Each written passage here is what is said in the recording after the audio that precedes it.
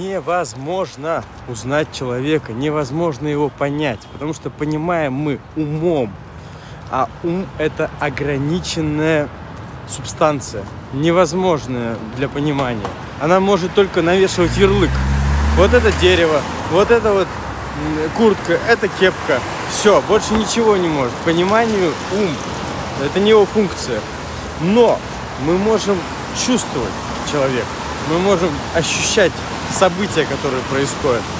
Для этого необходимо развивать интуицию.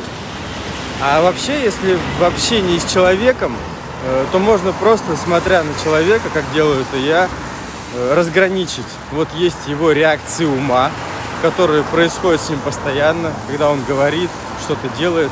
А есть другая его сторона, часть другая, как бы Бог, божественное существо, которое способно любить, которое